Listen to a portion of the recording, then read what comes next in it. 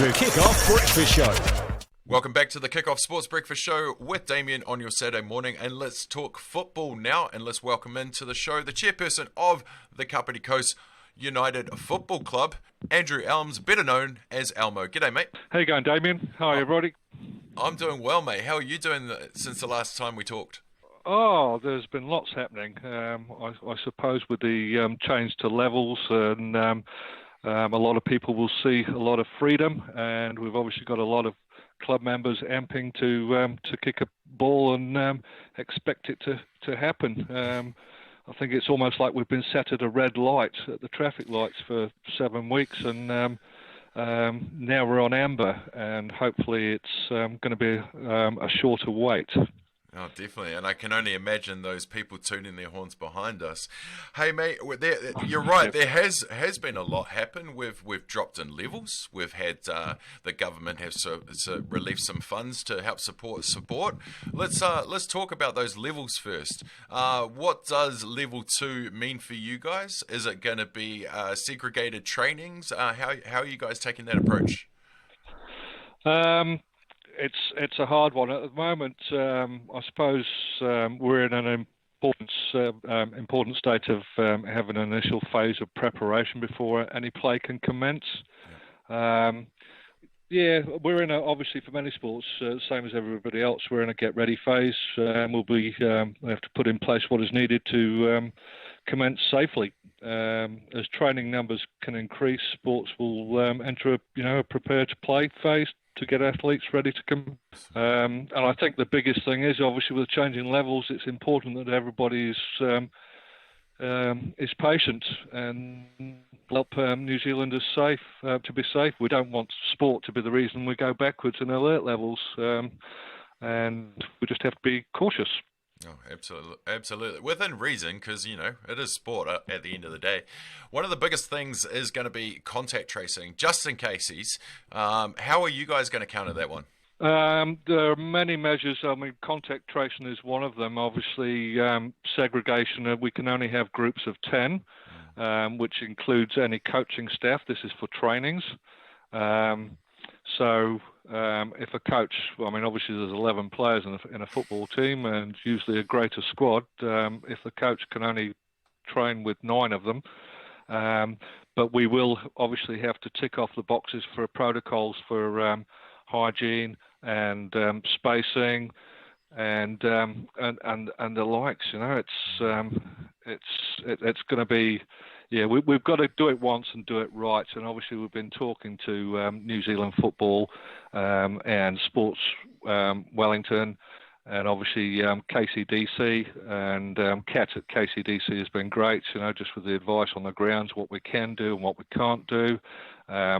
We can't have the club rooms, the changing sheds open, so they'll be permanently closed for the time being.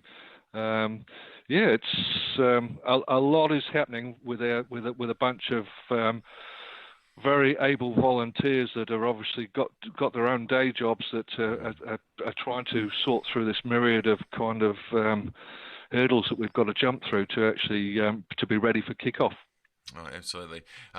Loving sports is our part-time, full-time volunteer job, isn't it? Let's talk about the community relief scheme that came out to support sporting bodies from international, national, provincial, and right down to clubs. Now, it wasn't the best-looking package for clubs, and what did you think of it? I thought, $1,000 was $1,000. It's we don't want to kind of kick it in the face. Anything helps. We've looked further into it, and it seems that the small print tends to kind of align itself to, well, if you've got money in your balance, then you can't apply for it, which sounds to be counterintuitive to what they're trying to do in the first place. So hang on. So if you've actually done your job as a club and kept the books well and in the green, then you need to go into that savings to continue your community sport. Exactly. Yep. Okay then. Okay. All right. Well, If we've got money in the bank, pay the rates and the telephone and the bins being collected and the cleaning of the club rooms and things like that, then we can't apply. That's my understanding. I mean, if somebody's out there who can turn around and say, well, no, it's wrong, but that's the understanding we've got. Okay. And how are we looking? Because it's going to come down to finances, and it's going to come down to all those little I's and T's, and it's going to come down to people coming back to play and sponsors turning up. What kind of have you had conversations with players? Are you getting more back? Have you still got the sponsors for this season? We're obviously always looking for sponsors. I think with our web, we had a meeting the other day, and I think it's probably apt that, because we're a community-driven club, that we get registrations of interest from anybody of our members that are business owners, and what trades or services they can actually provide, because we'd obviously like to promote local and our members, local businesses. So, if there's people who are electricians, plumbers, accountants, whatever else, we'd like to get a register going. And any of those people out there who'd like to do that, so to get onto our Facebook, then please contact me on chairman@kcu.co.nz. Absolutely, and I'm sure we can maybe get a few signs printed and lease out some real estate along the fence line, maybe. Exactly, yeah, if the council permit us. Of course.